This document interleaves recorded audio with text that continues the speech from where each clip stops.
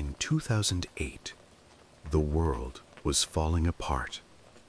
Banks collapsed, markets crumbled, and quietly, someone uploaded a 9-page PDF. No name, just Satoshi. That file? It would go on to spark a revolution, a currency without banks, a system without trust. And somehow, that idea, just code on a screen, is now worth over $1 trillion. Welcome. Tonight, we're going to tell you the complete story of Bitcoin. From its mysterious beginnings in 2008 to its wild highs, devastating crashes, scandals, forks, revolutions, all the way to today, where it just reached a brand new all-time high. But don't worry, this won't be a high-energy tech video. You don't need charts, you don't need jargon. Just lay back, close your eyes if you like, and let the soft story of digital gold unfold gently in the background. This is Bitcoin, the full history. And you're safe to fall asleep whenever you're ready.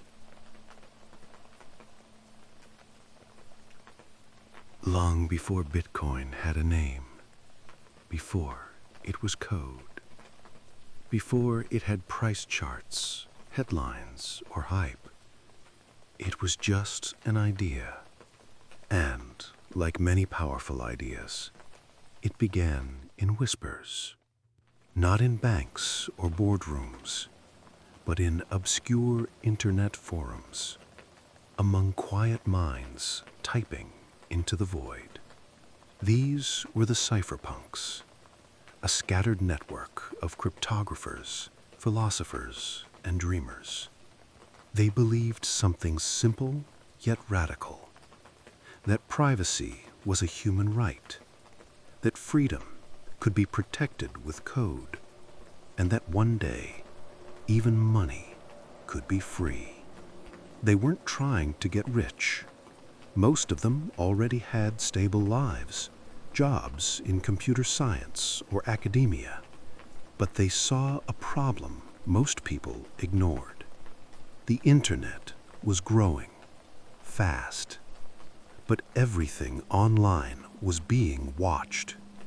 Every message, every click could be tracked. Every payment traced. Your financial life exposed to banks, governments, and corporations. And so they wrote. Not manifestos, but math. Not protests, but programs. One day, a cryptographer named Wei Dai shared a new idea. B-Money, a system where people could send money without needing a bank. It wasn't perfect, but it planted a seed. Others joined in. Nick Szabo began sketching a system called BitGold, a currency backed by computation itself. None of these early attempts fully worked, but something beautiful was happening. Piece by piece, puzzle by puzzle, they were building a dream where money could move without borders, when no one could inflate it, and no government could control it. All this was happening quietly, while the world raced into the future. Y2K came and went. Tech stocks boomed, then burst. But the cypherpunks kept building, unseen, unheard, until the world changed. The year was 2008.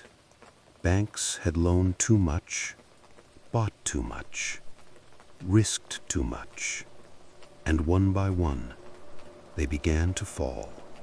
Bear Stearns, Lehman Brothers, AIG, names that once meant trust now meant collapse. Families lost homes, governments printed trillions, and people were angry. Behind the scenes, bailouts were signed. The public paid the price, and the system, as flawed as it was saved. But something had cracked. The illusion that money was safe, that banks were infallible, that someone else was in control, was gone. And that's when it appeared. No warning, no fame, just a quiet message on an obscure mailing list. I've been working on a new electronic cash system that's fully peer-to-peer with no trusted third party. Attached to the message, a simple PDF, 9 pages long. The author, Satoshi Nakamoto. No one had heard the name before. No one knew if it was a man, a woman, or a group. No photos, no bio, just an idea. And the idea was Bitcoin. It wasn't flashy. There was no app, no company, no marketing, just code. Beautifully written, carefully designed. Bitcoin would let anyone, anywhere, send value to anyone else without a bank, without permission, without borders. It would use math to prove transactions. It would reward volunteers, called miners, who helped keep the system honest. And it would have a fixed supply. Only 21 million bitcoins would ever exist. This was not just a new kind of money. It was a statement, a rebellion, coded in C++, published under a pseudonym, in the midst of the greatest financial collapse in a generation. Most people ignored it. Just another nerd project, they thought. A nice theory, sure. But who would actually use it? And yet, in the quiet corners of the internet, a few curious minds began to listen. They downloaded the code. They mined the first blocks. They read the white paper line by line. And slowly, something began to grow. Not a company, not a stock, not even a coin you could buy, but a network, a belief, a spark. In that first block, Satoshi left a message, a headline from the Times of London. Not just a timestamp, but a quiet protest, a reminder of why this was being built. This wasn't a toy. It was an answer to inflation, to bailouts, to trust broken too many times. No one knew it then, but the world had changed, and Bitcoin had begun. After Satoshi mined the first block, the world remained quiet. No fireworks, no headlines, just lines of code running on a single computer. But this quiet program kept ticking, block by block, rewarding 50 fresh bitcoins every 10 minutes. Coins with no value, yet infinite potential. Soon, others joined in. A developer named Hal Finney, intrigued by Satoshi's vision, reached out. They exchanged messages, warm, technical, curious. And on a quiet January day in 2009, Satoshi sent Hal the first ever Bitcoin transaction, 10 BTC. There was no app, No wallet interface, just commands typed into terminals, strings of numbers, proof of work hashes, and trust in the math. Hal saved the coins. He believed in the idea. And then, like many cypherpunks, he moved on. He once wrote, "Running Bitcoin." Just 2 words. A tweet, really. But it was a spark. Still, Bitcoin had no price, no market. It was mined, it was shared, but it couldn't yet be spent. There were no Bitcoin stores, no Bitcoin banks, just a network of believers, holding coins that might never matter. But slowly, the code spread. People set up nodes. Forums emerged. Conversations grew. Bitcoin talk became the central gathering place, a quiet digital campfire where builders, skeptics, and dreamers all came together. Some mined for curiosity, others for freedom, and a few just for fun. Then came a question. Can I buy something with this? Not as a joke, but as a test. One user, Laszlo Hanyets, wanted pizza. He posted a simple offer: 10,000 bitcoins for 2 pizzas, any kind, any size. It was May 2010. Bitcoin was still unknown. But Laszlo didn't want free food.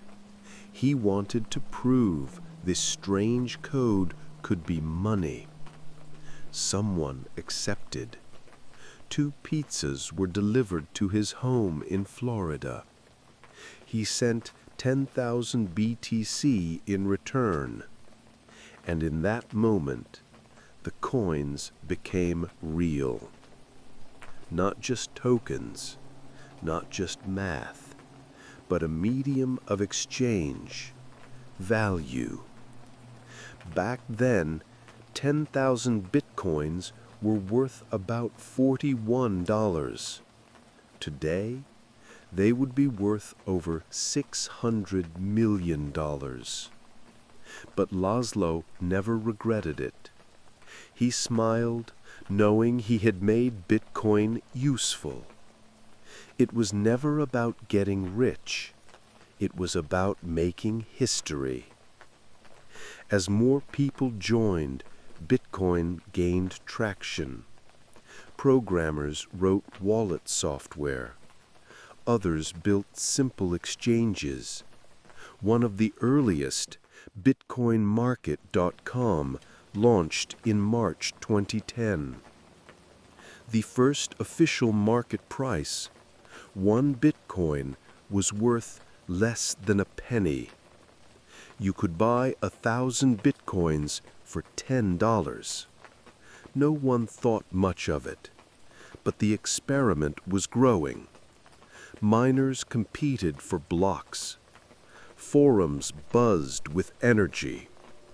And somewhere, Satoshi was still watching, still posting, still guiding. Though always polite and measured, Satoshi had one rule: no talk of price, no speculation. To him, Bitcoin was not a stock. It was a revolution, a tool, a lifeboat for those who needed it. And yet, the world began to notice, slowly. A few blog posts, a mention in a tech forum, a curious journalist here and there. One day, a headline whispered across the web: "This digital currency is worth real money."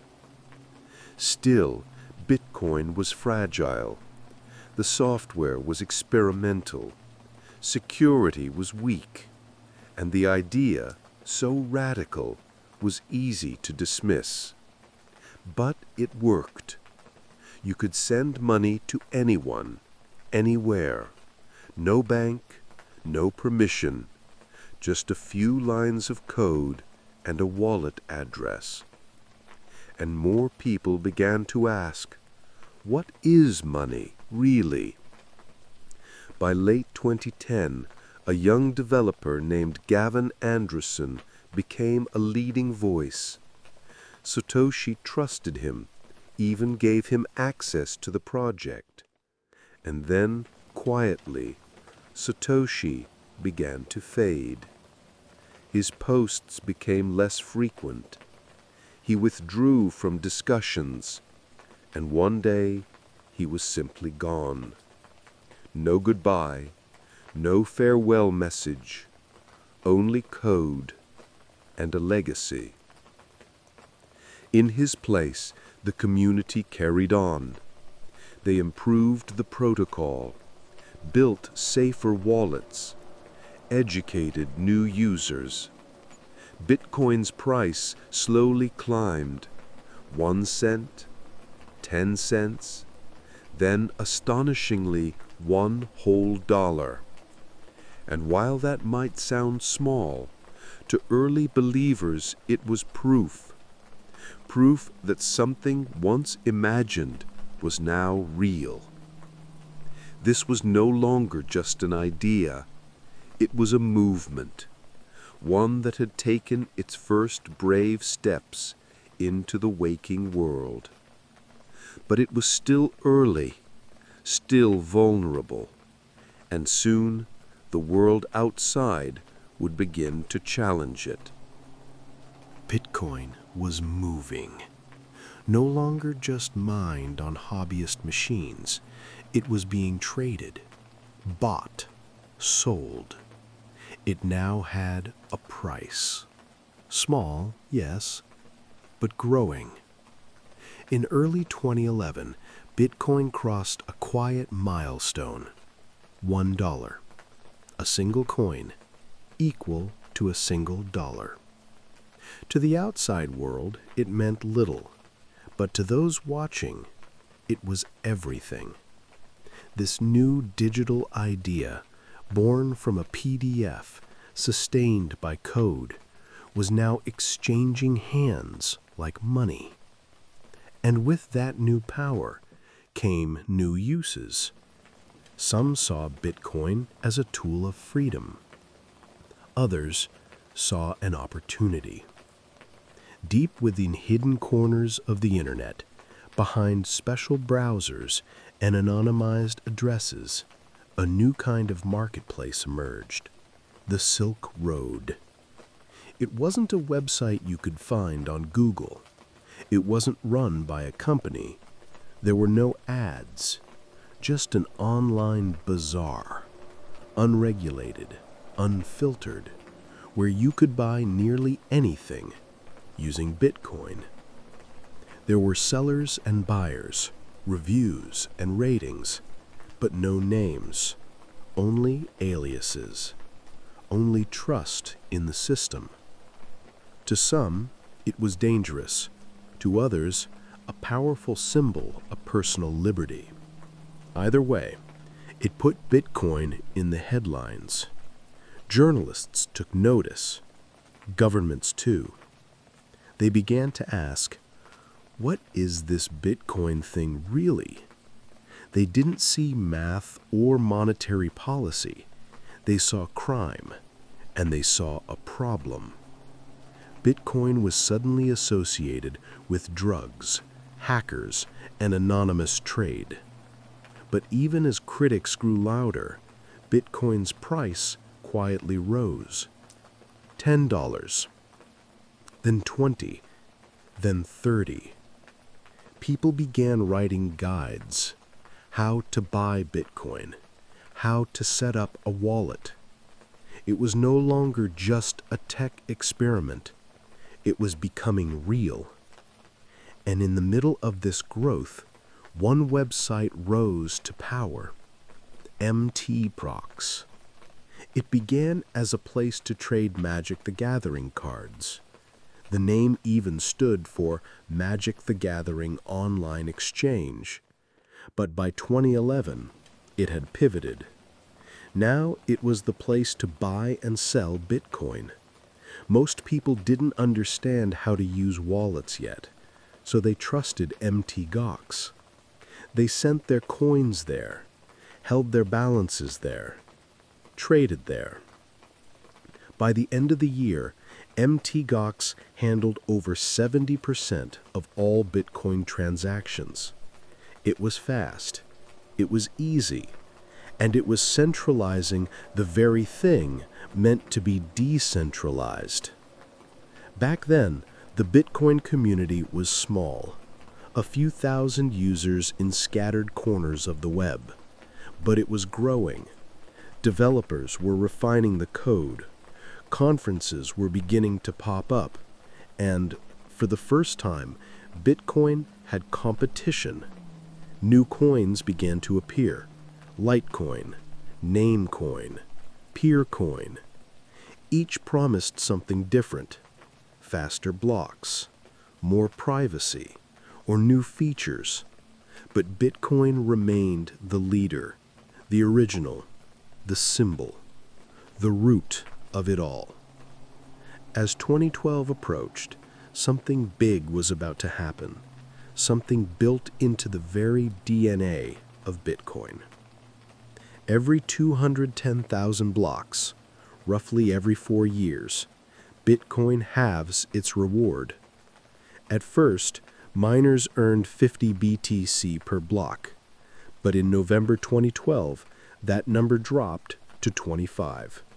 No debate, no vote, just math.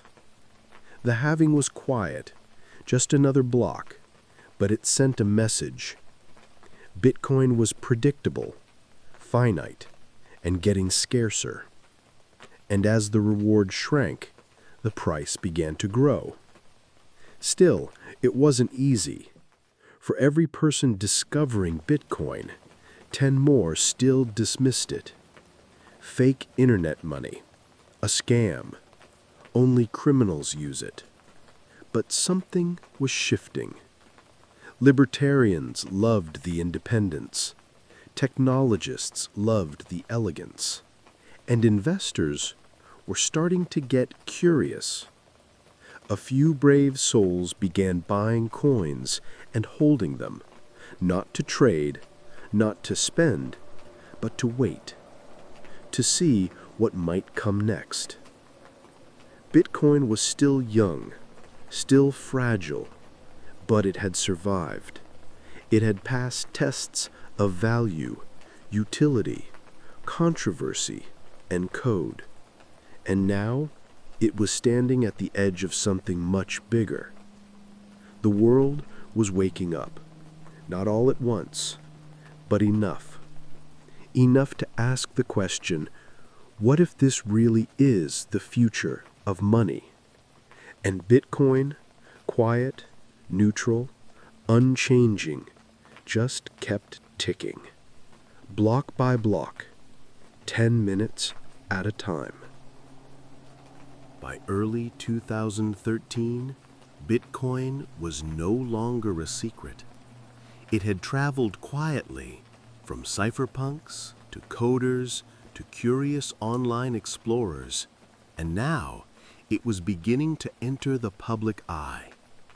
A digital currency, uncontrolled by governments, rising in price. People started to notice. On tech blogs, in small financial corners, even whispered about on TV.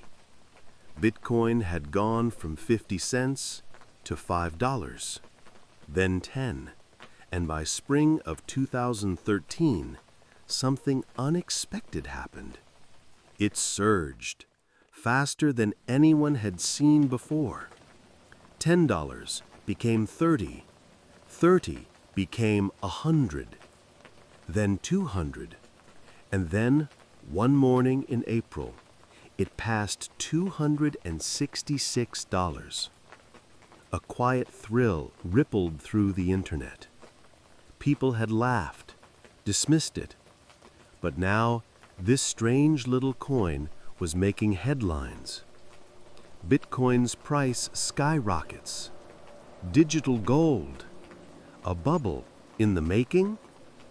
Some rushed in to buy. Others warned of doom. But for many early believers, it was simply validation. The world was finally paying attention. Then, just as quickly, it fell. The price dropped by more than half. Panic rippled through forums. Exchanges froze. Newcomers felt fear. But the veterans? They had seen this before. Bitcoin was volatile. Always had been. It moved like a storm, quiet and then sudden. But it survived, and as the dust settled, a new kind of story began to emerge. Governments were watching. In the U.S., officials began asking questions. What was Bitcoin? A commodity? A currency? A threat? In Europe, regulators issued cautious statements. China, curious but stern, watched from a distance. And in November 2013, just as uncertainty was rising, Bitcoin did something no one expected. It passed $1,000. The internet buzzed. Mainstream media jumped in. Is Bitcoin the future of money? Can anything stop it? It felt like a turning point. People around the world were signing up to buy. Families asked about it at dinner. Friends whispered about it over coffee. Everyone wanted to know, had they missed their chance? But beneath the surface, something was cracking. The exchange at the center of it all, Mt. Gox, was quietly struggling. It was still the largest Bitcoin exchange in the world. Most people stored their coins there, trusted it. But internally, it was chaotic. Poor code, inexperienced leadership, and most dangerous of all, security holes. For months, perhaps even years, coins had been leaking out, bit by bit, invisible to users, invisible even to the exchange itself, until finally, it could no longer be hidden. In February 2014, Mt. Gox stopped withdrawals, then froze accounts, and then it disappeared. 850,000 bitcoins, gone. Hundreds of millions of dollars, vanished from users around the world. The news hit hard. Bitcoin exchange collapses. Was it all a scam? Is this the end? Confidence shook. Prices plummeted. And people began to wonder, could something built to be trustless still fall apart if the wrong people were trusted? It was a lesson, a painful one. Bitcoin had not failed, but the systems around it had. Still, Bitcoin did what it always did. It kept going, block by block, transaction by transaction. No leader to fire, no CEO to blame, no bank to bail it out. Just the network, still humming, still alive. Developers regrouped. Security became the new focus. Cold storage, multi-signature wallets, exchanges rebuilt with stronger foundations. And slowly, bit by bit, Bitcoin healed. The price, once over 1,000, dropped to 300, then 200. Some left, but others stayed, not for quick gains, but for the mission. They believed in something deeper, a money you could send across the world without asking permission, a system no one could inflate, corrupt, or shut down. Bitcoin wasn't just about price, it was about possibility. And while the world thought it had collapsed, Bitcoin quietly prepared for its next chapter. Not in headlines, not in hype, but in code, in resilience, in the quiet belief that something better was still to come. After the collapse of Mt. Gox, Bitcoin entered a quieter season. The price had fallen, the press had moved on, and many who came for profit had quietly disappeared. But not everyone. Some stayed. Builders, thinkers, idealists, people who believed not in the hype, but in the idea that maybe money could be different. So while the noise faded, the work began. Bitcoin was still alive, still ticking, still mining new blocks every 10 minutes, still processing transactions from around the world. But now, it needed better tools, more secure wallets, clearer interfaces, smarter infrastructure. And so the community rolled up its sleeves. They built safer exchanges, ones that held only a fraction of user funds and kept the rest offline in cold storage. They designed hardware wallets, physical devices to store your keys, like tiny vaults you could hold in your hand. They created explorers, websites where you could see the blockchain, every block, every transaction, transparent, immutable, eternal. For the first time, people could watch the network breathing. And slowly, quietly, trust began to rebuild. But as Bitcoin grew, so did the questions. Not about whether it worked, but about how it should work. The network was getting busier, more users, more transactions, and Bitcoin was slowing down. Blocks were full. Fees were rising. Transactions took longer. A quiet debate began. Some said, "Let's raise the block size so we can fit more in each block." Others warned, "That risks centralization. Bigger blocks mean fewer people can run full nodes." The arguments weren't loud at first, just thoughtful, technical, careful. But soon, they grew more intense. Blog posts, emails, forum threads that went on for pages. One side wanted Bitcoin to scale fast. The other side wanted to preserve its integrity. Neither side was wrong, but they couldn't agree. And so the block size debate became something else, a test of governance, a test of values.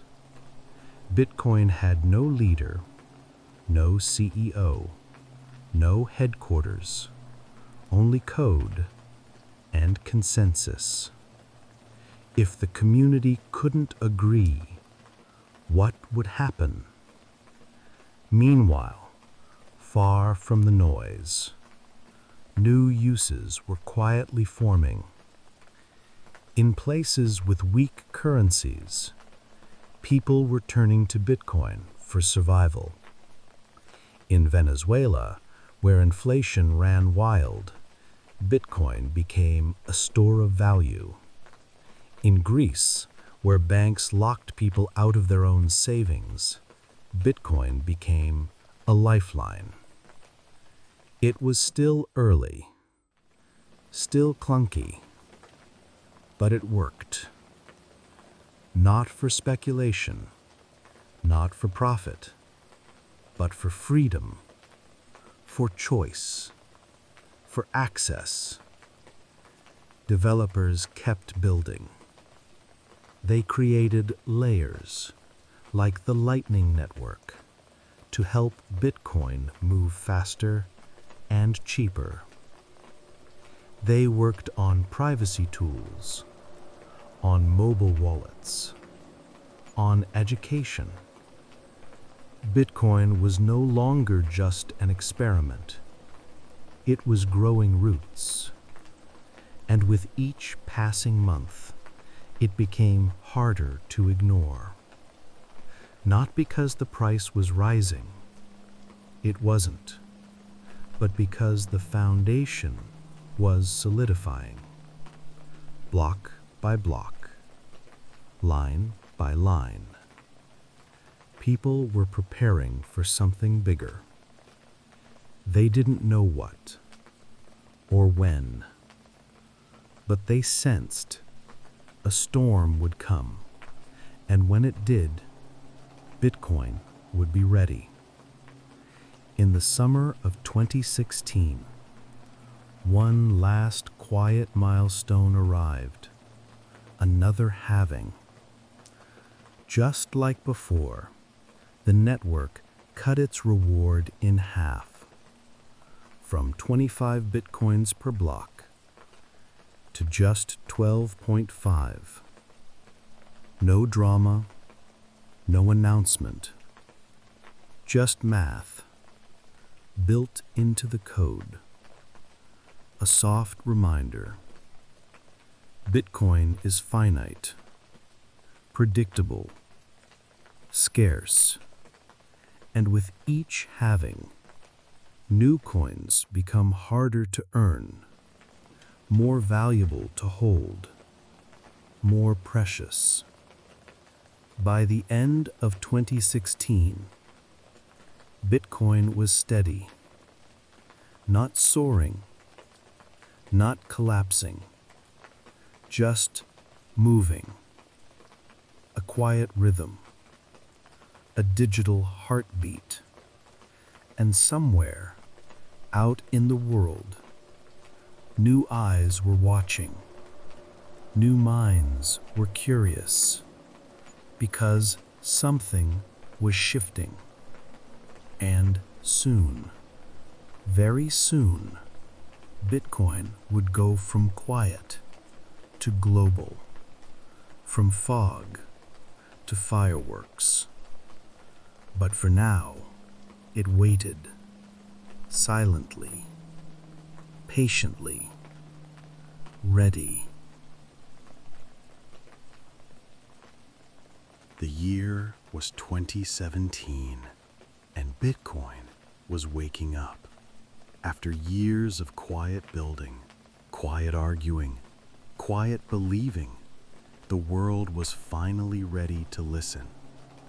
The price had climbed steadily in 2016, from $400 to $1,000.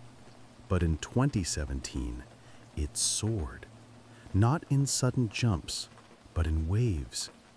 $1,000 became $2,000, then $3,000, then $5,000. And as the numbers grew, so did the noise. Suddenly, Bitcoin was everywhere, on news tickers, in morning shows. whispered across dinner tables. Should we buy some? Is it too late? What is it exactly? For years, Bitcoin had been an idea, a code, a cause. Now it was a headline, a frenzy, a gold rush. People made accounts, downloaded apps, asked strangers on the internet what HODL meant, and the price kept rising. $10,000, $15,000. Excitement turned into mania. Stories spread of early buyers becoming millionaires, of teenagers buying Lamborghinis, of people mortgaging homes to buy coins. Everyone wanted in. But behind the scenes, tension still lingered. The block size debate, the same quiet argument from before, had not gone away. It had only grown. Some believed Bitcoin needed to scale immediately, to grow fast, handle more transactions, reach more people. Others believed it needed to remain secure, to protect its core principles, no matter the pressure. They couldn't agree. And in August 2017, the chain split. A group of miners and developers broke away, creating a new coin, Bitcoin Cash. It used the same code, the same history, but now followed a different path. It was called a fork, like a road that splits in two. Bitcoin continued on one side. Bitcoin Cash took the other. Both claimed to be the real heir, but only one would keep the name. The market was confused. Some saw the fork as a failure. Others saw it as proof of resilience. But the price? It barely paused. Bitcoin climbed to $18,000, then $19,000, and finally, on a crisp December day in 2017, $20,000. It was a number no one had expected. Not this soon, not like this. For those who had held since the early days, it felt like a dream. They remembered the pizza, the pennies, the long winters. Now the world believed, or at least it wanted to. But dreams, like fireworks, eventually fade. And as 2017 turned into 2018, the price began to fall. Gently at first, then faster. Panic replaced excitement. People sold, forums quieted, apps were deleted. By the end of 2018, Bitcoin was back under $4,000. Over 80% lost from its peak. The bubble had popped. The mania had passed. And Bitcoin, once again, was left with only its believers. But something had changed, because this time, more people stayed. They saw past the price, past the headlines, past the hype. They remembered what had been built, what had endured, what was real. And while critics called it dead, Bitcoin simply kept going. No pause, no rescue, no apology. Just block after block, every 10 minutes, as it always had. Something else had changed too. The world. Bitcoin was no longer invisible, no longer strange. It had entered the conversation. It had sparked imagination, inspired thousands of new projects, and forced people to ask, what is money? Who controls it? Could it be different? The answers weren't clear. They still aren't. But the questions were planted. And Bitcoin, even as it fell, had opened the door. After the storm of 2017, Bitcoin entered another winter. Not a crash, but a quiet chill. The price stayed low, the excitement faded, and the spotlight drifted elsewhere. But beneath that stillness, something different was happening. This time, people were still building, but not just developers, not just hobbyists. Now it was institutions, big ones, banks, funds, public companies. They weren't rushing, they weren't loud, but they were watching and learning. One of the first to move was Fidelity, a legacy financial firm quietly building a Bitcoin division, not to chase trends, but to understand. In 2019, Square, led by Jack Dorsey, began buying Bitcoin, not just personally, but on its balance sheet. That same year, Grayscale made headlines by offering investors a regulated way to hold Bitcoin. Its trust began quietly gathering billions. These weren't speculators, they were giants, tiptoeing into something they once ignored. And then, the world changed. In early 2020, a quiet whisper became a global storm. COVID-19 swept across the world. Airports emptied, cities fell silent, and economies froze.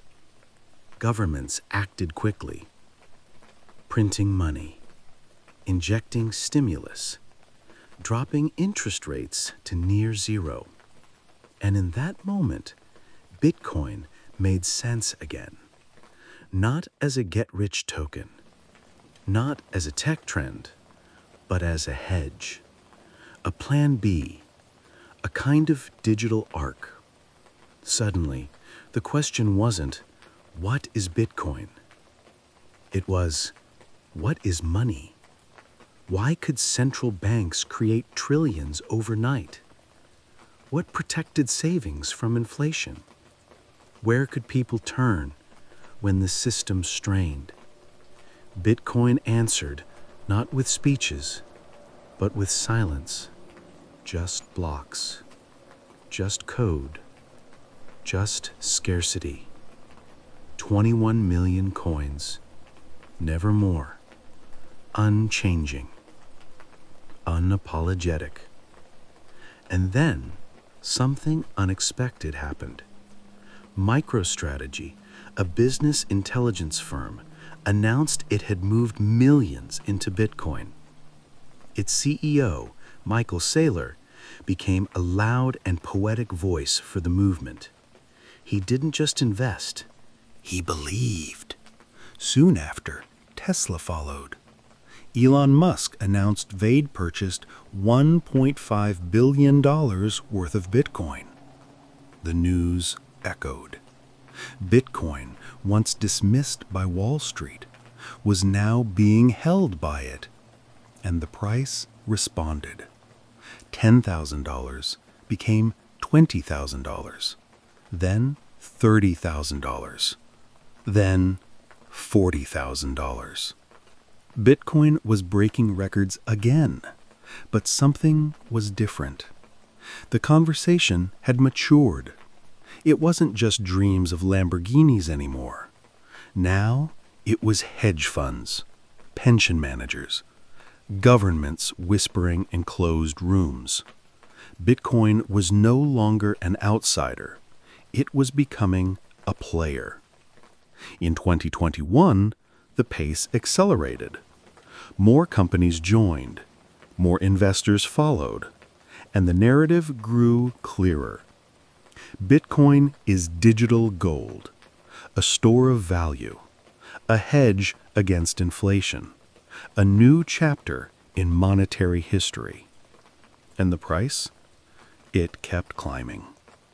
Until one spring day in April 2021, $64,000. For early believers, it was surreal. For newcomers, intoxicating. But history repeats itself, and this time, so did the crash. In May 2021, China banned Bitcoin mining. Markets shook.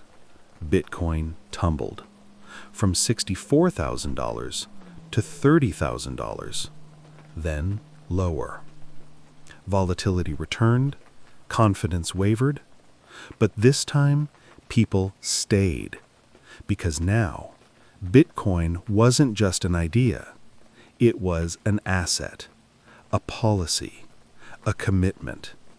And while the price danced up and down, the foundation only grew stronger. Miners scattered across the world, from China to Texas, Kazakhstan to Canada. The network, it didn't stop.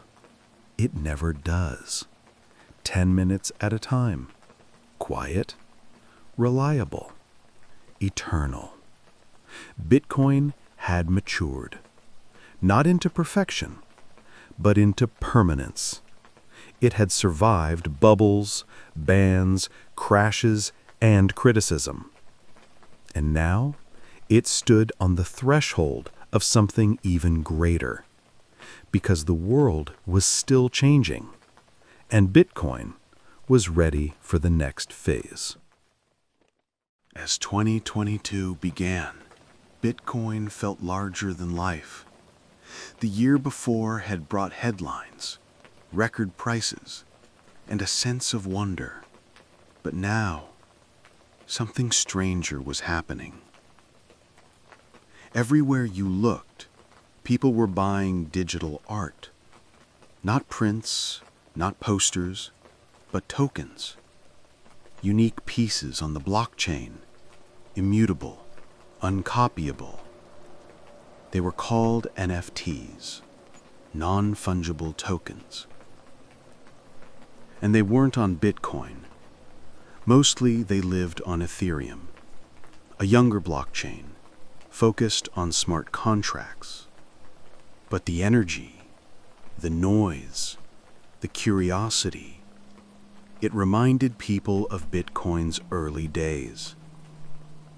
Artists joined. Celebrities followed. Bored apes, crypto punks, and pixel cats sold for millions. The world was intoxicated again. But behind the bright colors and big numbers, the ground was shifting.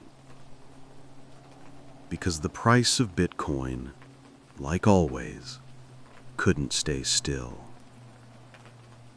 After peaking mere $69,000 in late 2021, it began to fall. Slowly at first, then more quickly.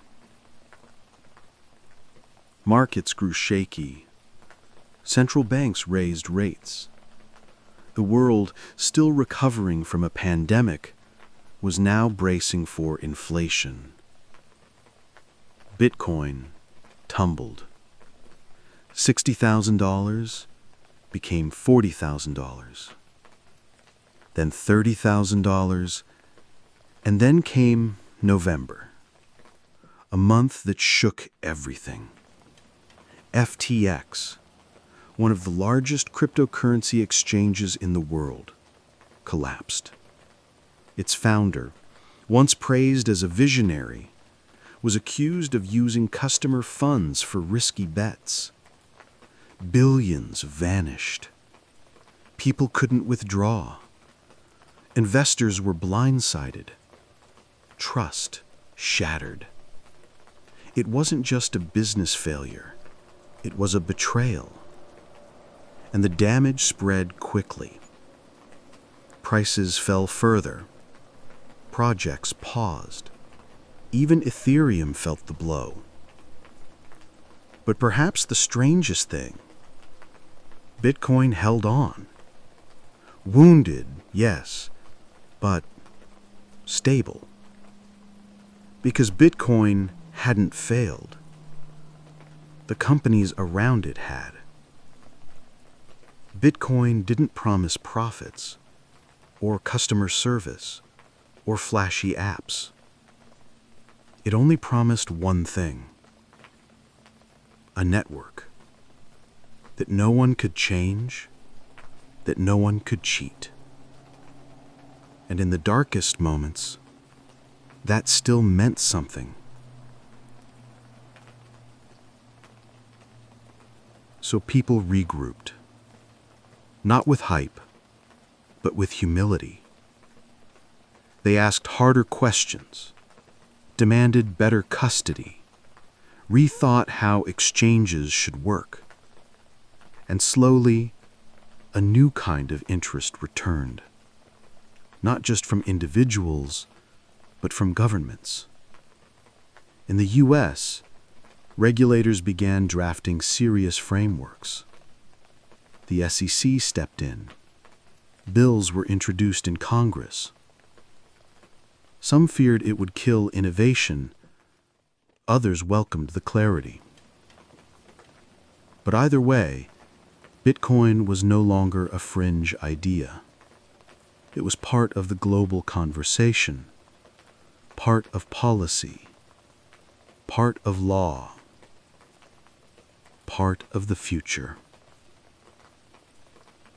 In early 2023, the dust began to settle. Bitcoin hovered around $20,000. Quiet again, but alive.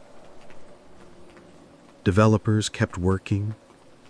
Companies rebuilt with stronger foundations. And the phrase, "not your keys, not your coins," became a quiet mantra of responsibility. People were learning.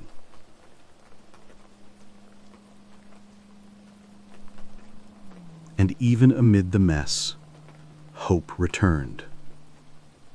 In January, a series of institutional applications for Bitcoin ETFs appeared once more. Big names: BlackRock, Fidelity, WisdomTree. They weren't running away. They were preparing.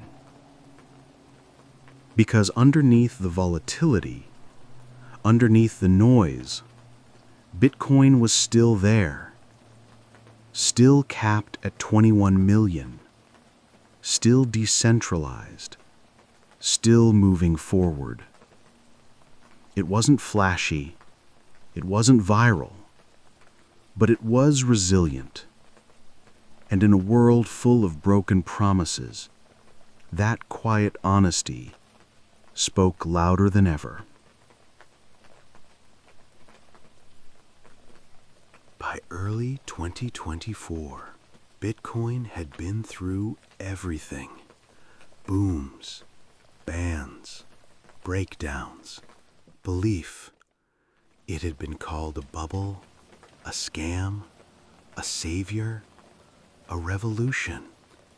And through it all, it kept going, one block at a time, every 10 minutes, without pause, without permission. And then it happened again. The halving came, just like it always does. No drama, no debate. The block reward quietly dropped from 6.25 Bitcoins to 3.125. There was no bell, no parade, just another block. But the world noticed, because this time something else had changed. For over a decade, people had hoped the traditional world would take Bitcoin seriously, and now it had. In March 2024, the US approved its first spot Bitcoin ETFs. Not futures, not trusts, real, regulated, tradable exposure to Bitcoin itself. It had taken years, debates, lawsuits, delays, but it was done, and the gates quietly opened. Billions flowed in, not in chaos, but in calm. Family offices, pension funds, institutions who once laughed now listened, because Bitcoin wasn't just a symbol anymore. It was an asset class, part of portfolios, part of plans, part of the financial world. And the price? It rose. $40,000, $50,000. By mid-March, $73,000, a new all-time high, not built on mania, but momentum, not pushed by hype, but held by belief. People celebrated, but it was quieter this time. No parades, no rocket memes, just a soft sense of arrival. In El Salvador, Bitcoin was still legal tender. ATMs stood beneath volcanoes. Locals used lightning to buy coffee. In Africa, peer-to-peer Bitcoin use quietly grew. Stable, borderless, permissionless. In the US, Bitcoin now appeared on retirement platforms, in classrooms, on podcasts, in government reports, not as a joke, but as a topic, as a tool. And through it all, Bitcoin remained the same. It didn't change with the markets. It didn't chase popularity. It had no leader, no company, no CEO. Just math, just code, just consensus. 21 million coins, no more. A system built not on trust, but on truth. As of May 2025, Bitcoin sits gently between $67,000 and $70,000. Still moving, still volatile, but no longer doubted. It's no longer just for rebels, or techies, or dreamers. It's for anyone and everyone. A savings tool, a protest, a beacon. Bitcoin has never made promises. It didn't arrive with a mission statement, or a marketing team, or a leader on a stage. Just a PDF, a quiet message, and some code. And yet, it sparked something. A question, a possibility, a quiet kind of hope. 15 years later, it's still here. Not perfect, not finished, but still here. Ticking, trustless, and true. It's been through storms, survived crashes, endured betrayal, booms, bans, bankruptcies, and it always came back. Not because it was fast or flashy, but because it was fair. Because it never changed the rules mid-game, never lied, never cheated. Because it belonged to no one, and therefore to everyone. For some, Bitcoin is a store of value. For others, a tool of protest. For many, just a quiet experiment worth watching. But for all its complexity, at its heart, it's simple.